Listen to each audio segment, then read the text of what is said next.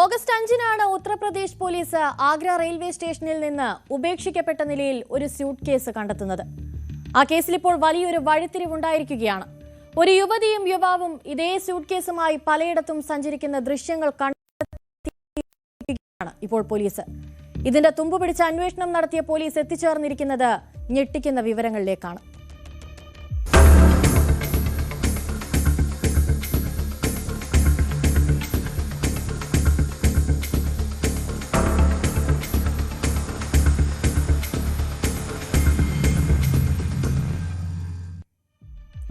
യാത്രക്കാർ ദുർഗന്ധം വമിക്കുന്നു എന്ന പരാതി പറഞ്ഞതിനെ തുടർന്നാണ് ഓഗസ്റ്റ് 5-ന് ഉത്തർപ്രദേശ് പോലീസ് ആഗ്ര റെയിൽവേ സ്റ്റേഷനിൽ അനാഥമായി കിടന്ന സ്യൂട്ട് കേസ് തുറന്ന് പരിശോധിക്കുന്നത്.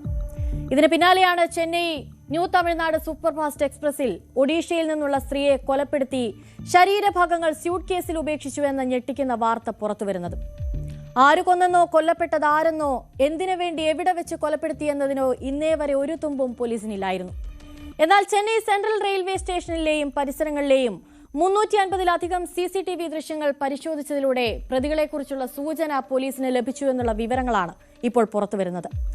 ഒരു പുരുഷനും സ്ത്രീയും ചുവന്ന സ്യൂട്ട് കേസുമായി സ്റ്റേഷനിൽ പ്രവേശിച്ച് ആഗ്രയിലേക്കുള്ള ട്രെയിനിൽ ഉപേക്ഷിച്ച് ചെന്നൈ പാർക്ക് റെയിൽവേ സ്റ്റേഷനിൽ നിന്ന് ഗഡുവഞ്ചേരിയിലേക്ക് മറ്റൊരു ട്രെയിനിൽ കയറിയതായാണ് പോലീസിന്റെ കണ്ടെത്തൽ.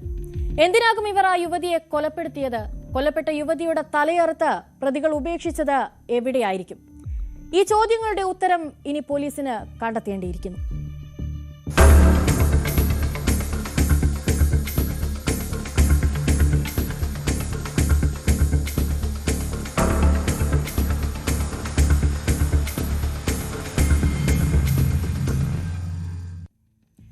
ഗുഡുവഞ്ചേരിയിൽ വെച്ച് യുവതി കൊല്ലപ്പെട്ടിരിക്കാമെന്ന നിഗമനത്തിലാണ് ഇപ്പോൾ അന്വേഷണ സംഘമുള്ളത്. ഗുഡുവഞ്ചേരി റെയിൽവേ സ്റ്റേഷനിലെയും പരിസര പ്രദേശങ്ങളിലെയും CCTV ദൃശ്യങ്ങളിൽ ഒരേ സ്യൂട്ട് കേസുമായി ഇരുവരും ഒരു ഓട്ടോയിൽ ഗുഡുവഞ്ചേരി മോസ്കോ സ്ട്രീറ്റ് ഭാഗത്തേക്ക് പോകുന്നതായി പോലീസ് കണ്ടെത്തുകയുണ്ടായി. തുടർന്ന് മറ്റ് CCTV ദൃശ്യങ്ങളിൽ ഈ ഓട്ടോ കേന്ദ്രീകരിച്ച് നടത്തിയ അന്വേഷണത്തിൽ അവർ താമസിച്ചിരുന്ന വീട് പോലീസ് തിരിച്ചറിഞ്ഞു. ആ വീട്ടിലെത്തി പോലീസ് തെളിവുകൾ ശേഖരിക്കുകയും ചെയ്തിട്ടുണ്ട്. കൊലപാതകം അവിടെ വെച്ചാണ് നടന്നതെന്നും മൃതദേഹം ഒളിപ്പിക്കാൻ നിരവധി ശ്രമങ്ങൾ നടന്നതായുമുള്ള തെളിവുകൾ പോലീസ് അവിടെ നിന്ന് കണ്ടെത്തി. മൃതദേഹം കഷ്ണങ്ങളാക്കി അസ്ഥികൾ വേർപെടുത്തി ഒരു സ്യൂട്ട് കേസിൽ പൊതിഞ്ഞ് തമിഴ്നാട് സൂപ്പർഫാസ്റ്റ് എക്സ്പ്രസിൽ ഇട്ടതാകാമെന്നാണ് പോലീസ് സംശയിക്കുന്നത്.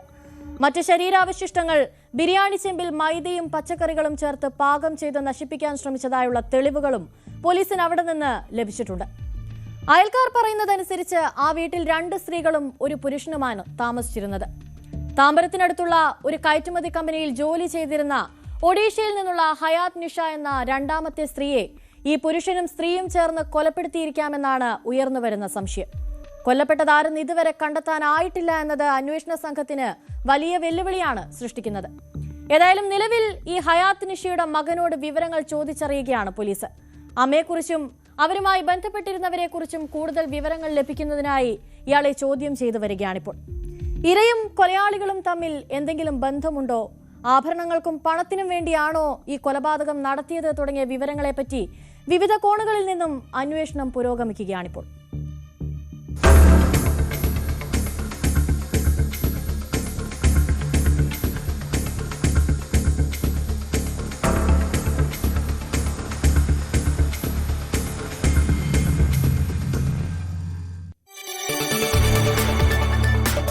കൂടുതൽ വാർത്തകൾക്ക് News 18 Keralam YouTube channel subscribe ചെയ്യുക.